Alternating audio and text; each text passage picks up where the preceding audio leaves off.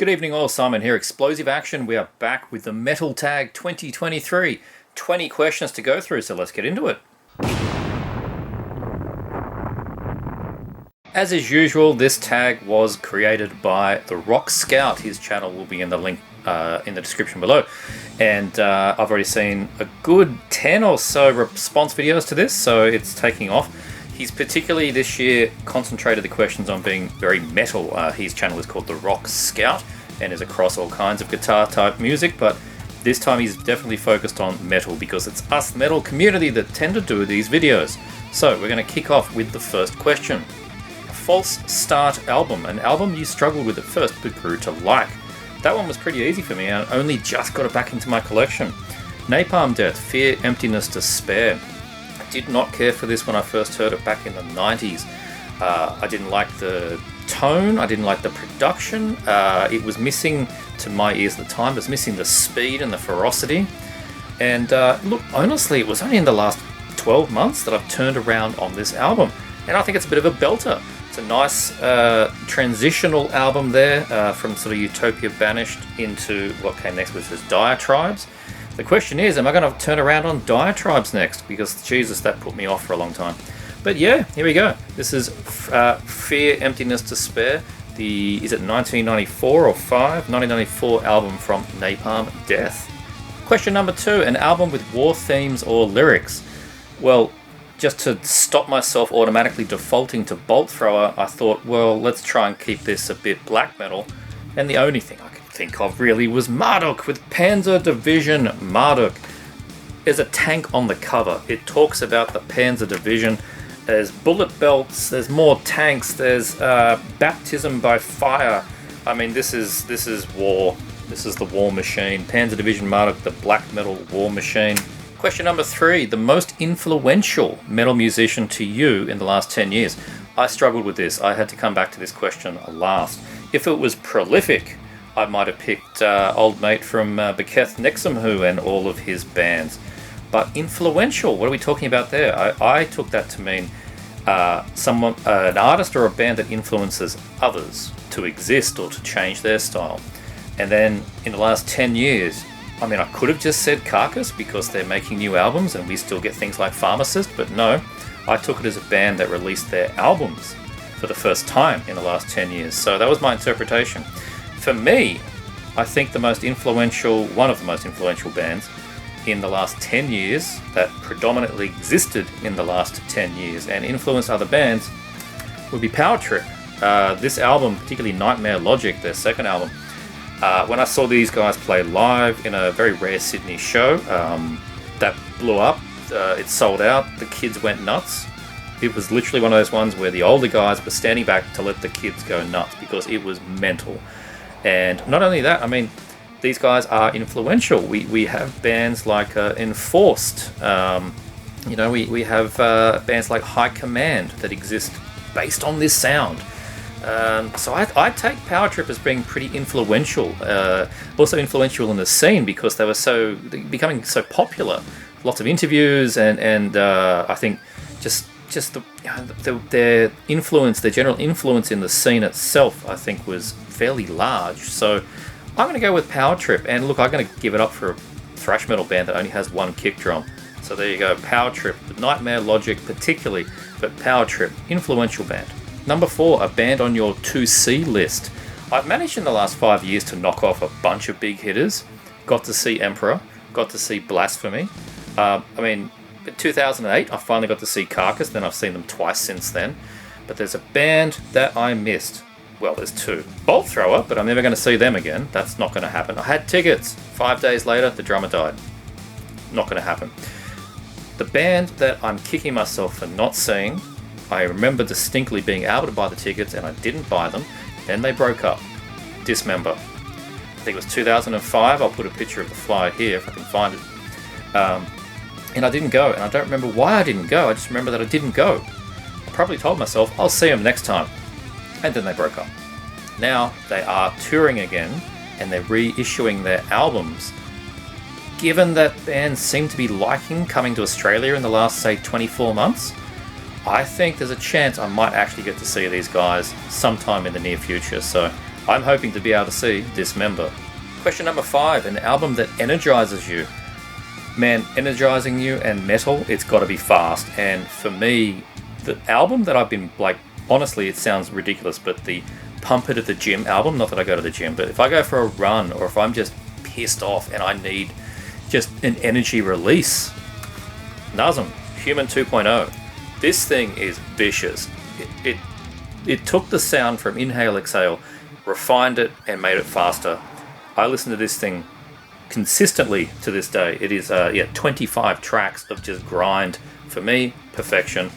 It has enough change up in it's not just pure blasting. It will have enough change ups to have slower bits, groove bits, massive big chunky drops, but the whole thing is just anger incarnate. It is a pissed off album and it energizes me like nothing else. Nazem, Human 2.0. Question number 6, a big freeze. Show a snow or ice album cover, song, lyric. I was going to pick a song lyric, but I ended up choosing an album cover, and I've gone with Ice, Imperial, Crystalline, Entombment, Apocalyptic End in white. Everything I just said is frozen, and then you look at the damn cover. These guys are frostbitten.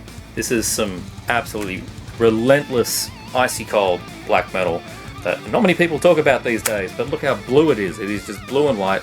These guys are stuck in a blizzard and they're happy about it. Ice with Apocalyptic End in white. Question number 7, a song with royal ties. Well, I was very tempted to sing Ding Dong, the Witch is Dead, but in fact I'm actually going to go for Cradle of Filth with, from the Vampire EP, Queen of Winter Throned, one of their best tracks. I've talked about this band before. They're not one of my favourite bands, but the Cacophonous era albums, they're fantastic. They really are. They stood the test of time. And yeah, Queen of Winter Throned. I rise before thee, Queen, to feed our lusts on the blood of the weak, to rule heaven and world, crawling beneath satanic tyranny. Queen of Winter Throned. Question number 8, a predominantly green album cover. There's a few choices I could have picked here, but of recent years, oh my god, Cryptworm spewing mephitic putridity.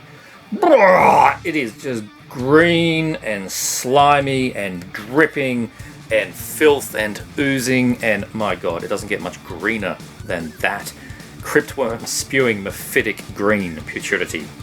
Question number 9, an album released in 2021 you bought but have not listened to this year. I took this year to mean 2022 because there's a shitload of things I've not listened to this year. It's only been about 8 days. But the album from 2021 that I did not listen to much in 2022, did not listen to at all, in fact, was Galaxy, On the Shore of Life.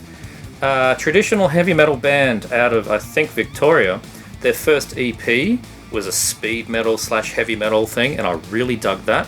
This album, I've got to say, was actually a bit of a disappointment. The ferocity was gone. The songs just sounded a bit more thin. It was going for... It's still heavy metal, but it was going for a little bit of an AOR thing going on. So honestly, I played it a couple of times and I have not returned to it. I did not return to it at all. Last year, there was so many other good things to be listening to. So I didn't go back to Galaxy, On the Shore of Life. Question number 10, best find of 2022, new or old? Well, if you watch this channel, you know I have a good habit of digging up old stuff all the time, and I figured, why not show one of those? I think one of my favourite pickups in the wild last year was definitely Carcass, Recaputrefaction, OG, Mint, Press, Earache Records, Mosh number 6. This is the original, folks, and it is as gory and horrible as it always was. I don't think the stylus ever touched the record itself. This thing is completely mint, plays mint, and it's a gory, good time. So, Carcass, Recaputrefaction, my best find of 2022. Question 11, new band album discovery of 2022. Well, there's been plenty of things I've listened to that have never existed prior to last year, plenty of new bands, plenty of old bands that I've found from the 80s and such that I'd never heard before until I picked up their records. But I figured the way to answer this one would be a modern band, hasn't existed too long, and still has albums coming out in the future. And so I decided to pick Switzerland's ARA, don't know how well this is going to come across, AARA.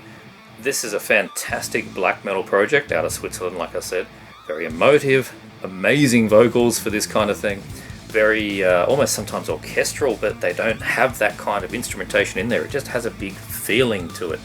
And everything they've done so far has been fantastic. I've managed to get 3 albums, and if you watch my top 20 of the year, you will have seen that Ara Triade Part 2 made it into the top 10 of the year. So yeah, Ara, absolutely fantastic band, and looking forward to hear what comes next. Question number 12, an album sold to you by a song. This one I went back in time. I thought, well, my early metal years were defined by the very early internet age, hearing very low bitrate MP3 samples that went for 12 seconds on some dodgy website. This is one of those examples that I remember listening to this sample. I still know exactly the portion of the song that I heard. And as soon as I heard that, I just went on my trip to Utopia Records in the city and picked up a copy as soon as it was available. At the Gates, Slaughter of the Soul.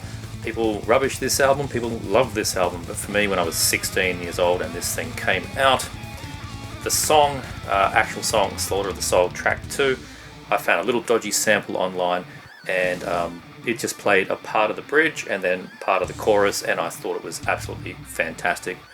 Considering the things I was listening to before this was Japan Terrorists and Your Machine Heads, this was a massive step up. So At the Gates, Slaughter of the Soul, sold me by a song, sold me by a sample when I was 16. Question number 13, most anticipated album of 2023. It's a bit early, I think, at the moment to be talking about these things. A lot of the times bands don't give this much length of time for when albums come out. They just go, boom, album's out next week, and you go, what? Or, on the other hand, it's something that they wrote 24 years ago and it's still stuck in the record pressing plant, as we all know. But there is one that I do know of that is coming out in a few months. Might even be shorter than that. I'm very excited to hear it, and that is the new one from De Acquisitor. Apotheosis is the name of the album, their 2023 full length. These guys don't get talked about as much. They're another one of those very, very heavy death metal bands out of Denmark. In your Hyperdontias and your Undergangs, but De Acquisitor doesn't seem to get as talked about as much, and they really should. Bordering on bestial with how heavy these guys are. Absolutely extreme stuff. Very much looking forward to Apotheosis. Question number 14, 23rd album on your shelf. That's very random. And which shelf? I mean, I've got shelves behind me, I've got shelves to the side of me, in front of me, below me. Which shelf do I pick? Well, I decided to pick this one here. And if I go 23 from left to right, we get Niflheim's self-titled album. Some classic black thrash here. This is fantastic. This is the original Necropolis Records pressing. I was very lucky to get a couple of years ago, I think. But it's just fantastic stuff. I love this album. I also love the follow-up Devil's Force. But here we go, 23rd album on one of my many shelves, Niflheim. Question number 15, last album that has gone into your collection. This is a good timed question. This album arrived today. It arrived about 4 hours ago. I've already spun it once. It still rules. I've had the digital copy for about 7 weeks, which is when it was shipped from Bandcamp out of Poland. It just took that long to arrive. We are talking about the new one, the first one, I think, from Maul, Seraphic Punishment. This is just some fun, chunky death metal. It doesn't try to be too creative. It's just bludgeoning and very precise as well, very clean. The production is really, really appropriate for this kind of thing. It's not murky. This kind of reminds me of some of the middle tier Necrophagia albums like Divine Art of Torture. That's what I get when I listen to this one, Maul, Seraphic Punishment, the latest thing added to my Discogs. Question 16, a random pull from your collection. Well, I ran the Discogs randomizer and it chose Benediction, Scriptures. Not a bad album at all, pretty good return to form. Can't say I've been listening to it too much, again there's been so many things that have come out, but this was a solid return. I had not bought anything from this band since the, Transcend the Rubicon was the last album that I bought from them, and then the EP following that, the Grotesque, I think is what it was, Grotesque Ashen Epitaph EP. Then they did Grind Bastard, which I had in my youth and I got rid of, and then everything after that kind of sucked for a while. Scriptures was really good. It's a solid album out on Nuclear Blast. And now that I'm holding it, I think I should put it back in and give it another go. Question 17, a band or artist you discovered through social media. Well, look, that's everything these days, if you're being honest. So I thought I'd go back a little bit here. What was some early social media. Go back through Facebook days, even go back through MySpace. I'm going to take you back to message forums. Does anybody know those? Of course you do, hopefully, if you're my age. But a band that I discovered on a message forum, and it wasn't even a music one, it was a video game forum. And it's a band that I've been following ever since. Around about sort of the mid-2000s, I think, is when I first started to hear this band. They did some demos, they put them online in the early MP3 age, and then finally they dropped their first album. I am talking about this band called Machine Supremacy. I don't talk about these guys too much. They're a Swedish, I guess, sort of heavy metal, melodic metal, sometimes power metal, sometimes a little bit thrashy metal, very clean vocals. And their whole shtick and why they're on a video game forum is they incorporate chiptunes into their music. These guys were one of the first bands, I think, really to put in that sort of retro Commodore 64 bleeps and bloops sound. And they had the songs to back it up. So Machine Supremacy, Deus Ex Machina. Then they followed up with Redeemer, which was a far stronger and heavier album. Some absolutely cracking tracks on this one. Listen to the opening track, Elite. Ferocious thing. They have the underground edition of Redeemer, which was one you could get if you went to the band directly. That one was out on Spine Farm. But yeah, this underground edition has slightly different track list. Really good band. This one is my favourite by far. Overlord, their heaviest album that they did. This is pretty much a power metal album with some alt metal kind of hooks. Absolutely fantastic. I love this thing. This has become one of those just go-to albums. Like, you know how you've got a favourite movie and you put that on whenever you're feeling a bit down? This is the kind of thing I put on when I want to listen to something that makes me feel happy. Overlord, and then some more later albums from them. We have A View from the End of the World and Rise of the Digital Nation.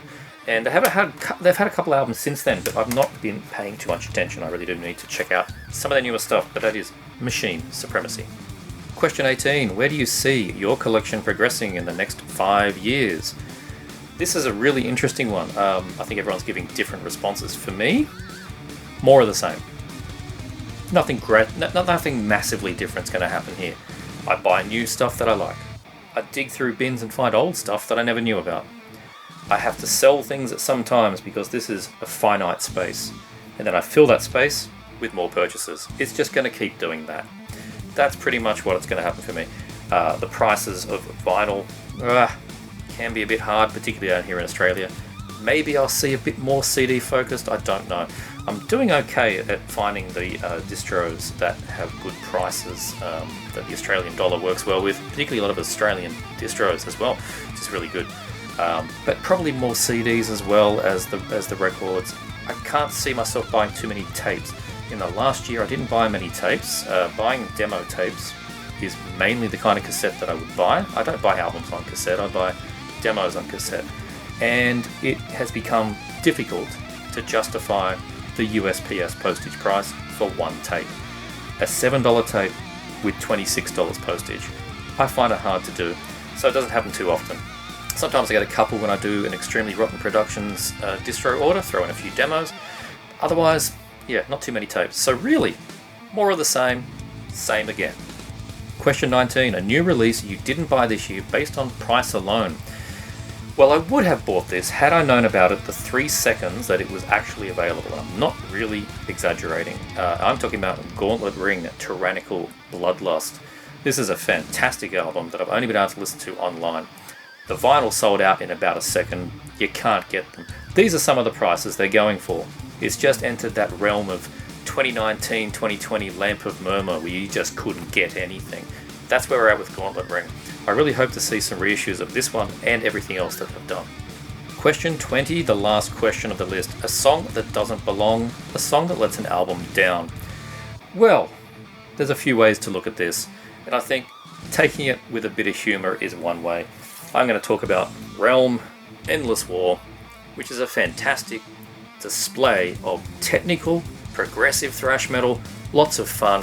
And then the start of side B, they put a friggin' Beatles song on there, Eleanor Rigby. Why? Why did you do that? Why? It was a stupid decision then. It's a stupid decision now. A great album with one small defect. Realm, endless war. And that is this list. So, hope you enjoyed watching this one. Thanks again to the Rock Scout for putting it together.